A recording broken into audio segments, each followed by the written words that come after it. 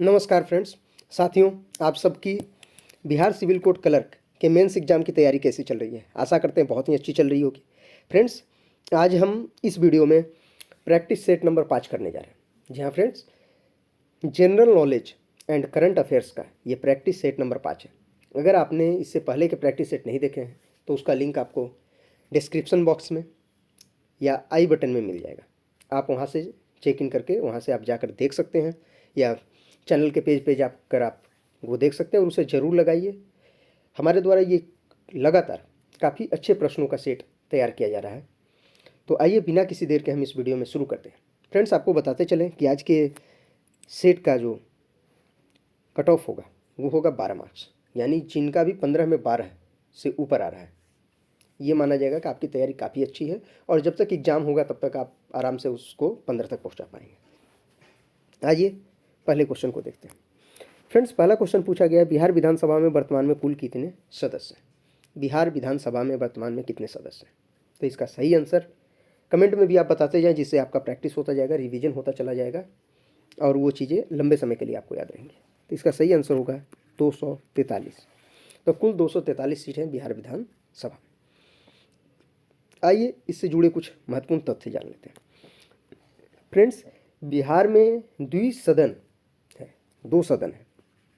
तो बिहार में 2 सदन कौन है? एक तो है विधानसभा और दूसरा है विधान परिषद। विधानसभा के जो मेंबर होते हैं, सदस्य होते हैं, उनको एमएलए बोलते हैं, मेंबर ऑफ लेजिस्लेटिव असेंबली। और वहीं विधान परिषद के जो सदस्य होते हैं उनको एमएलसी बोला जाता है, मेंबर ऑफ लेजिस्लेटिव काउंसिल। तो 243 एमएलए हमारे यहाँ होते हैं, यानी विधानसभा में कुल 243 सीटें हैं। वहीं अगर विधान परिषद की बात करें तो यहाँ पे 75 सीटें हैं। नेक्स्ट चीज़ें जो हमें ध्यान में रखना है, लोकसभा में 40 सीटें हैं बिहार में और राज्यसभा में 16 सीटें। 243 सीटों में 38 सीट एससी के लिए रिजर्व है और 2 सीट एसटी के लिए रिजर्व है, ये भी ध्यान रखेंगे। चलिए आगे बढ़ते हैं। अगला है, साल 2025 में पहला खो खो वर्ल्ड कप किस देश में आयोजित होगा? तो खो खो का पहला विश्व कप खेला जाएगा। इससे पहले खो खो के लिए कोई विश्व कप नहीं हुआ है, तो ये पहला विश्व कप 2025 में होगा और इसका आयोजन होगा भारत में। तो इसका आंसर हो जाएगा भारत। अगले क्वेश्चन की ओर बढ़ते हैं। कुरुनगुडी मंदिर किस राज्य में है? हाल ही में चर्चा में रहा था कुरुनगुडी मंदिर। हो सकता है प्रोनाउंसिएशन में थोड़ी दिक्कत हो। ये साउथ इंडिया का एक काफ़ी फेमस मंदिर है, कुरुनगुडी मंदिर। तो ये किस राज्य में है? तो ये है कुरुनगुडी नाम के गांव जो है तिरुनेलवेली डिस्ट्रिक्ट में, ये है तमिलनाडु में। तो ये मंदिर कहाँ है? तमिलनाडु में है। ये तमिलनाडु में महेंद्रगिरी पर्वत के फुट हिल्स में लाई करता है। ये एक्चुअल में आप जानते हैं, आपने कांतारा अगर मूवी देखा है तो उसमें भगवान विष्णु के वराह रूप की चर्चा की जाती है। तो ये भगवान वराह से संबंधित है, यानी वराह रूप से संबंधित है भगवान विष्णु के। तो ये विष्णु जी का मंदिर है जिसमें वराह रूप की चर्चा की गई। तो वराह रूपम, आपने उसमें एक सॉन्ग भी सुना था, काफ़ी फेमस सॉन्ग रहा है। तो वो वराह भगवान विष्णु के अवतार थे, उन्हीं से ये मंदिर है। ये मंदिर द्रविड़ियन स्टाइल में बना हुआ है। आप जानते हैं साउथ इंडिया में जो मंदिर बनाए जाते हैं वो द्रविड़ियन स्टाइल में बनाए जाते हैं। वहीं अगर बात करें नॉर्थ इंडिया में तो वो नागर शैली में बनाए जाते हैं, यानी नागर स्टाइल में बनाए जाते हैं। इसके अलावा जो सेंट्रल इंडिया है वहाँ पे क्या होता है, दोनों का मिक्सचर मिलता है, जिसको वेसर स्टाइल बोला जाता है, यानी वेसर शैली में। चलिए अगले सवाल की ओर बढ़ते हैं। नसीम अल बहर भारत और किस देश के बीच आयोजित होता है? नसीम अल बहर एक एक्सरसाइज है, अभ्यास है। इसका आयोजन भारत और किस देश के बीच होता है? तो इसका सही आंसर हो जाएगा ओमान।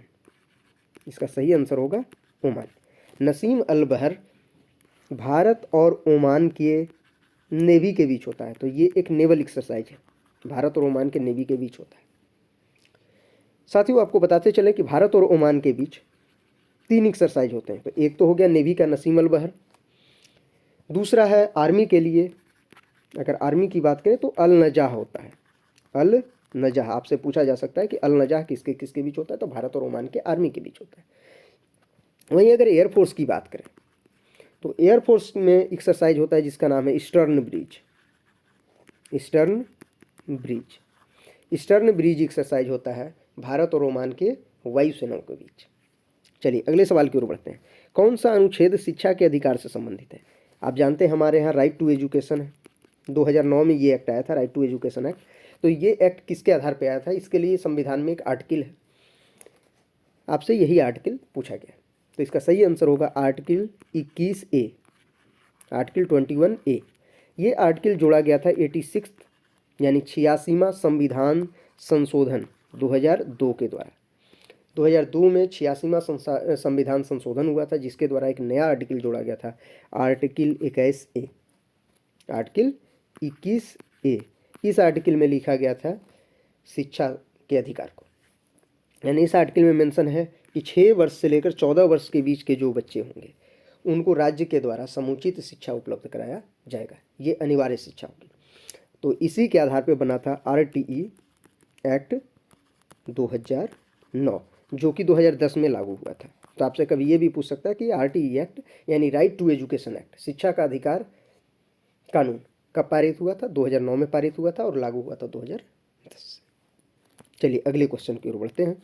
हमारा अगला प्रश्न है, भारत में कौन सा शहर तीनों नए आपराधिक कानूनों को पूरी तरह लागू करने वाला शहर बन गया है?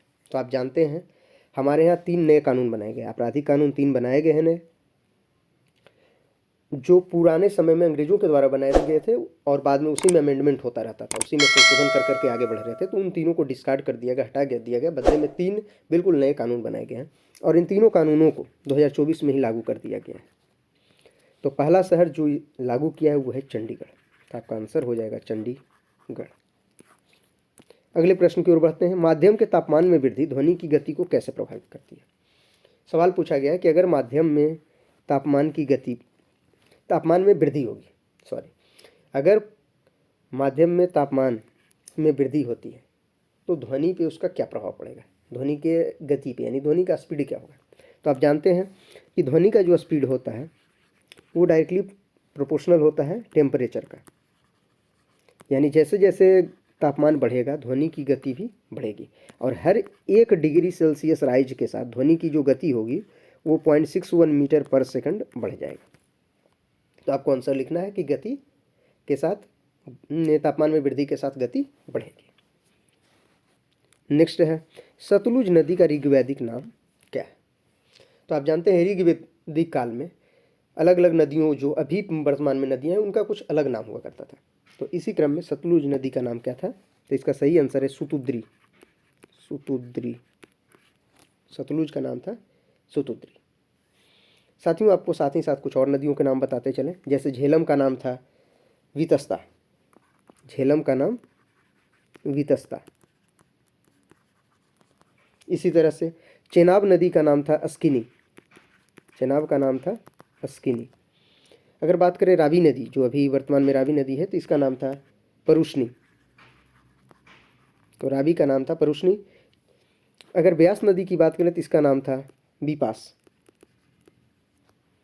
तो ये सब ध्यान में रखना है, ब्यास का नाम था विपास, झेलम का नाम था वितस्ता, चेनाब का नाम था अस्किनी और रावी को परुष्णी कहा जाता था। इसी तरह से जो इंदस रिवर है उसको सिंधु नदी कहा जाता है। चलिए अगले क्वेश्चन में पूछा गया है, भारतीय संविधान के किस संशोधन अधिनियम ने पंचायतों की शुरुआत की? आप जानते हैं भारतीय संविधान में संशोधन के तहत पंचायत का दर्जा दिया गया। तो इसके लिए कौन सा संशोधन हुआ था? तो इसका सही आंसर होगा 73वां संशोधन, 73rd संविधान संशोधन 1992 में हुआ था। यह संविधान संशोधन कब हुआ था? 1992 में हुआ था। तो आंसर हो जाएगा 73वां संविधान संशोधन 1992। आइए साथियों, आपको कुछ बताते चलें इसके साथ इंपॉर्टेंट पॉइंट्स, कि जब 73rd अमेंडमेंट हुआ था यानी 73वां संशोधन हुआ था, तो इसमें एक पार्ट जोड़ा गया था, पार्ट 9 पंचायत के नाम से। पार्ट 9 में पंचायत का जिक्र है और इसमें कुल आर्टिकल जो आएंगे, आर्टिकल 243 से 243 ओ के बीच आएगा। इसके साथ ही एक नई अनुसूची जोड़ी गई थी, 11वीं अनुसूची, 11th शेड्यूल जोड़ा गया था, 11वीं अनुसूची जोड़ी गई थी, जिसमें कुल 29 सब्जेक्ट का चर्चा है, यानी 29 विषयों का चर्चा है कि पंचायत कौन कौन से विषय पे काम करेगा, यानी पंचायत का जो काम होगा किस किस विषय पे इसका होगा। तो कुल 29 तरह के सब्जेक्ट हैं जिस पे पंचायत का काम होगा। साथियों, इसी के साथ आपको कुछ और एक्स्ट्रा इन्फॉर्मेशन देते चलें कि 73वां संशोधन जो हुआ था वो तो पंचायत से संबंधित था। तो ये तो हो गया कि गाँव के लिए। इसी तरह शहरों के लिए नगर पालिका से संबंधित भी चीज़ें थी, जो बिल्कुल उसी के साथ चल रहा था, और 74वां संशोधन हुआ था इसके लिए। ये भी 1992 में हुआ था। इस संशोधन के तहत एक नई अनुसूची जोड़ी गई थी, 12वीं अनुसूची जोड़ी गई थी, जिसमें 18 विषय थे, यानी 18 सब्जेक्ट्स पे यहाँ पे काम होगा, किसके द्वारा? नगर पालिका के द्वारा। नेक्स्ट है फ्रेंड्स, किस शहर को दक्षिण भारत का मैनचेस्टर कहा जाता है? आप जानते हैं मैनचेस्टर जो है वो कपड़ा के लिए प्रसिद्ध है, यानी कपड़ा का उद्योग यहाँ बहुत ज़्यादा है। तो इंग्लैंड में कपड़ा उद्योग जो है मैनचेस्टर का, वो काफ़ी फेमस है। तो मैनचेस्टर कपड़ा के लिए फेमस है उद्योग में, तो सॉरी इंग्लैंड में। तो उसी तरह से भारत में भी कुछ शहरों को उत्तर भारत का मैनचेस्टर, दक्षिण भारत का मैनचेस्टर, भारत का मैनचेस्टर, इस तरह से संज्ञा दी गई है। तो आपसे पूछा गया कि दक्षिण भारत का मैनचेस्टर किसे कहा जाता है? तो इसका सही आंसर होगा कोयम्बटूर। कोयम्बटूर जो कि तमिलनाडु का एक शहर है, इस शहर को दक्षिण भारत का मैनचेस्टर कहा जाता है। नेक्स्ट है, राज्यपाल की नियुक्ति किसके द्वारा की जाती है? तो बहुत ही आसान सवाल है फ्रेंड्स, आशा करते हैं कि इसका आंसर आप सभी देंगे। राज्यपाल की नियुक्ति राष्ट्रपति के द्वारा की जाती है, राष्ट्रपति के द्वारा की जाती है, यानी प्रेसिडेंट ऑफ इंडिया जो है वो राज्यपाल की नियुक्ति करते हैं। अगला क्वेश्चन की ओर बढ़ते हैं। महात्मा गांधी के राजनीतिक गुरु कौन थे? सीधा प्रश्न पूछा गया है। तो महात्मा गांधी के राजनीतिक गुरु जो थे वो थे गोपाल कृष्ण गोखले। गोपाल कृष्ण गोखले, तो इसका आंसर हो जाएगा गोपाल कृष्ण गोखले। अगले प्रश्न की ओर बढ़ते हैं। द्वितीय विश्व युद्ध के दौरान अमेरिका ने किस शहर पर परमाणु बम गिराया था? आप जानते हैं कि सेकंड वर्ल्ड वार में, यानी द्वितीय विश्व युद्ध में 1945 में अमेरिका ने जापान के शहरों पर परमाणु बम गिराया था। तो जापान के 2 शहर थे, पहला था हिरोशिमा और दूसरा था नागासाकी। तो 2 शहरों पे गिराया गया था, हिरोशिमा और नागासाकी पे। हिरोशिमा पे 6 अगस्त 1945 को, नागासाकी पे 9 अगस्त 1945 को। हिरोशिमा पे जो बम गिराया गया था उसका नाम था लिटिल बॉय, इसका कोड नेम था लिटिल बॉय। और नागासाकी पे जो गिराया गया था इसका कोड नेम था फैट मैन। इतनी बात जरूर याद रखेंगे, कुछ एग्जाम में कोड नेम भी पूछ लिया गया। चलिए अगले क्वेश्चन की ओर बढ़ते हैं। AIDS, एड्स का पूर्ण विस्तारित रूप क्या है, यानी एड्स का फुल फॉर्म क्या है? फ्रेंड्स, एड्स का फुल फॉर्म होता है acquired immuno deficiency syndrome. Acquired immuno deficiency syndrome, तो इसका फुल फॉर्म तो हो गया एक्वायर्ड इम्यूनो डेफिशिएंसी सिंड्रोम। आपको इतना वर्ड लिख देना है। आपको बताते हैं चले कि एड्स जो है ये एक वायरस से होता है, जिसको बोलते हैं HIV वायरस।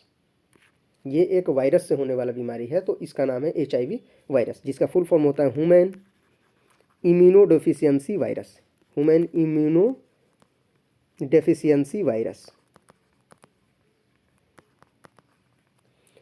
इसमें ह्यूमन का इम्यून सिस्टम जो है काफ़ी वीक हो जाता है, जिसके वजह से बाकी कई तरह की बीमारियां हो जाती है और मनुष्य का देहांत होता है। चलिए अगले क्वेश्चन, जो हमारा आज का आखिरी क्वेश्चन है, वो है आगा खां कप किससे संबंधित है? तो बहुत ही इजी सवाल है, आगा खां कप का संबंध हॉकी से है। आगा खां कप का संबंध हॉकी से है। तो इस तरह से फ्रेंड्स आज हमने कुल 15 क्वेश्चन सॉल्व किए हैं। आपसे फिर से मिलेंगे हम अगले वीडियो में, जिसमें फिर से हम 15 क्वेश्चन का सेट नंबर 6 प्रैक्टिस करेंगे। अगर आपको हमारा यह प्रयास अच्छा लगा है तो वीडियो को जरूर लाइक करें, अपने दोस्तों के साथ शेयर करें। अगर चैनल को आपने सब्सक्राइब नहीं किया है तो सब्सक्राइब कर लें।